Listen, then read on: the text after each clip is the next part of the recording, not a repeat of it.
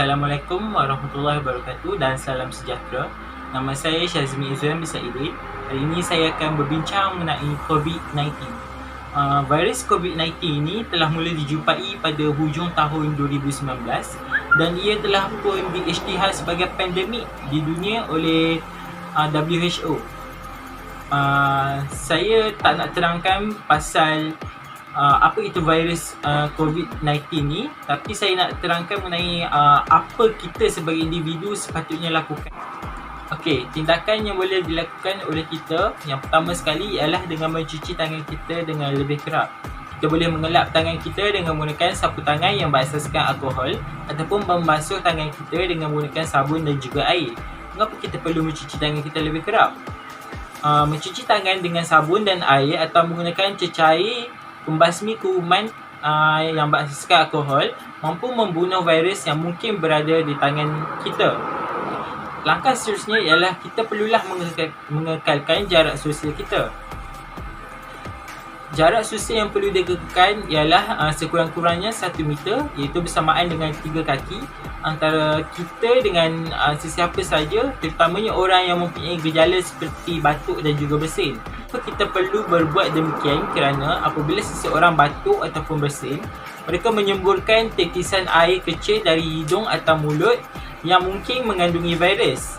Jika anda terlalu dekat, anda boleh bernafas dalam titisan termasuk virus COVID-19 jika orang yang batuk itu mempunyai penyakit tersebut. Langkah lain juga yang boleh kita lakukan ialah dengan elakkan menyentuh mata, hidung dan juga mulut. Mengapa? Tangan menyentuh banyak permukaan dan boleh mengambil virus. Setelah terkontaminasi, tangan boleh memindahkan virus ke mata, hidung atau mulut anda. Dari sana, virus itu boleh memasuki badan anda dan boleh membuatkan anda sakit. Selain itu, kita haruslah mengamalkan kebersihan pernafasan. Apa yang dikatakan dengan kebersihan pernafasan ialah dengan memastikan anda dan juga orang-orang di sekeliling anda mengikuti kebersihan pernafasan yang baik.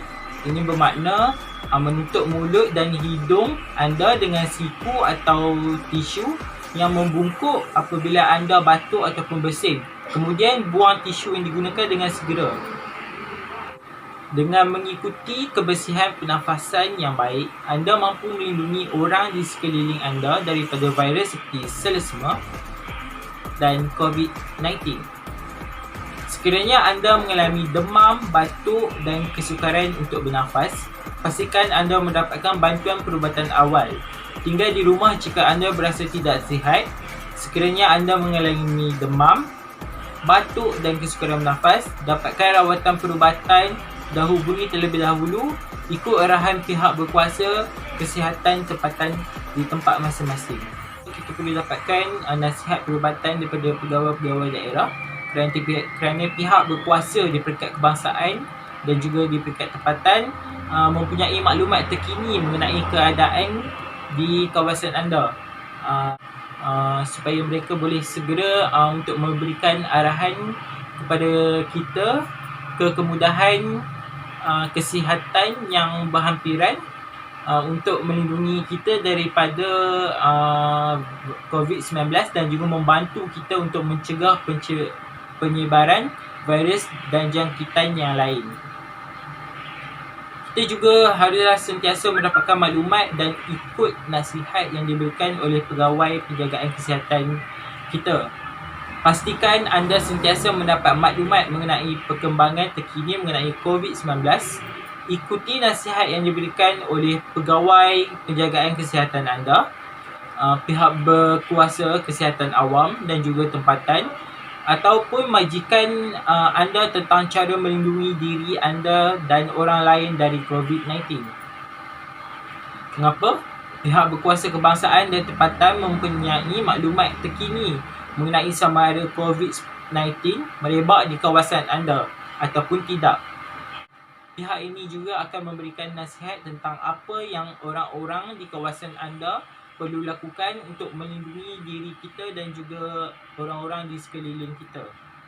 Untuk orang-orang yang baru atau baru-baru ini sekitar 14 hari lalu ada pergi ke kawasan di mana COVID-19 merebak. Ikuti panduan yang digariskan seperti yang saya sebut tadilah. Tinggal di rumah jika anda mula berasa kurang sihat ataupun anda merasa anda mulai mendapat gejala simptom-simptom COVID-19 yang ringan seperti sakit kepala dan semua sehingga anda pulih. Ini bagi mengelakkan anda berhubungan dengan orang lain dan pergi ke hospital maupun klinik yang akan membolehkan operasi di tempat-tempat kesihatan tersebut terganggu dan membantu anda melindungi diri dan juga orang lain dari kemungkinan COVID-19 dan virus lain. Sekali lagi saya ingin tegaskan, sekiranya anda mengalami batuk, demam dan kesukaran untuk bernafas, pastikan anda mendapat nasihat perubatan dengan segera kerana ini mungkin disebabkan oleh jangkitan pernafasan atau keadaan serius yang lain.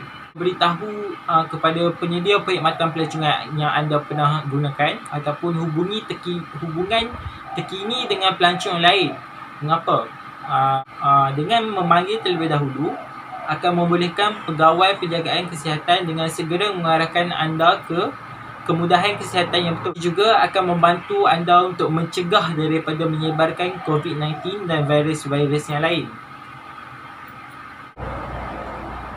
Bersama-samalah kita memutuskan rantaian penyebaran COVID-19 ini dengan duduk di rumah dan patuhi arahan-arahan yang dikeluarkan oleh kerajaan.